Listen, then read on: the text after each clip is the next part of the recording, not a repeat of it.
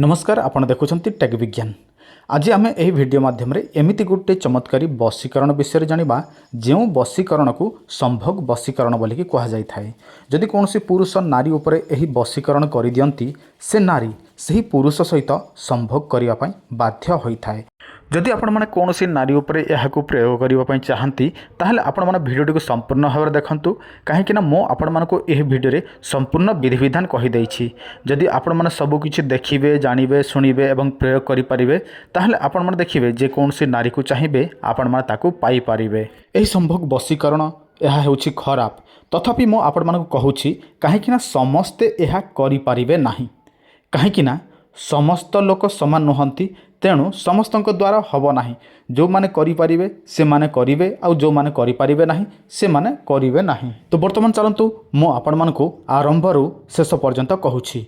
ता पूर्वरु जदि आपण माने समस्त प्रकार तंत्र मंत्र जंत्र आयुर्वेदिक सम्मोहन वशीकरण आकर्षण मारण स्तंभन जानिबा पई चाहंती ताहले आपण माने अति शीघ्र प्राचीन रहस्य ज्ञान एप्लिकेशन डाउनलोड करंतु। सेठी आपण मानको हजार हजार वर्ष तलर तालपत्र पोथीर मंत्र दिया जाइछि, तंत्र दिया जाइछि, आयुर्वेदिक दिया जाइछि। से सब आपण माने देखिबे शिखिबे एवं प्रयोग करि परिबे। एही वीडियो डिस्क्रिप्शन रे लिंक अछि, आपण माने क्लिक कले प्ले स्टोर को चली जिवे। जदि आपण माने काहाकू बाहा हबा पई चाहंती, जदि आपण माने काहाकू प्रेम करंती, जदि से आपण को प्रेम करे नाही करूथिला वर्तमान छाड़ी दैछि, आपण माने चाहंती तांकू निज हाथ मुठारे रखिया पई, आपण माने सम्मोहन करिया पई, आकर्षण करिया पई, किंतु आपण मानक द्वारा तंत्र मंत्र सिद्धि होई नाही करि पारु नाहंती ताहले चिंता करंतु नाही। आपण को मोबाइल स्क्रीन रे जे नंबरटी देखा जाउछि एही नंबर को कॉल कले आमे आपण मानक पई बशीकरण सम्मोहन आकर्षण प्रस्तुत करिकी पठे देबो बाय पोस्ट रे। आपण माने 7-8 दिन भितर पाई जिवे एवं प्रयोग करिवे। देखिबे आपण माने जे कोनसी झियो पई एहा प्रयोग करिसंती से झियो किछि दिन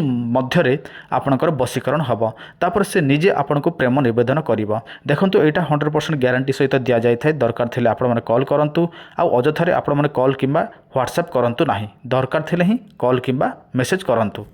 देखंतु आपण मानकु संभोग बशीकरण निमंते दुईटी जिनिस दरकार पड़िबो।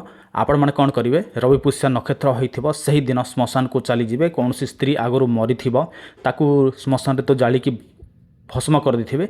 आपण माने कोन करिवे, सही भस्म जो चिता भस्म कहा जाए सेटा को किछि नै कि आसीबे। देखंतु आपण माने एटा रात्रि रे आनंतु किंबा दिन रे आनंतु सेटा आपण को ऊपर निर्भर करे, किंतु एकुटिया ही जिवे एकुटिया ही आनिबे, काहा को कहिबे नाही। कोन करिवे, रवि पुष्या नक्षत्र रे चिता भस्म नै कि आसिले तापर आपण माने कोन करिवे, सही रवि पुष्या नक्षत्र रे आपण माने जे कोनसी जगारु जोटा कि निर्जन स्थान थिबो सही स्थान रु लाजकुली लतार मूल नै कि आसीबे बा चेर नै कि आसीबे।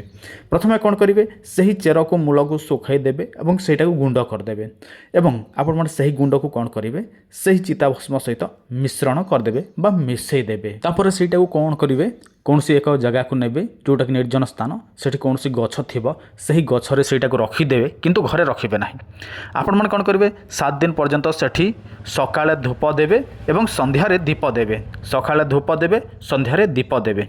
एही भाबे 7 दिन गला परे आपण माने कौन करिवे, सेहीटा को नेबे जहा उपरे जे कौनसी नारी उपरे केवल मात्र चुपचाप जीवे पकई देबे, सांगे सांगे से नारी आपण ठारे बशीकरण मोहिनी आकर्षण होई जिवो।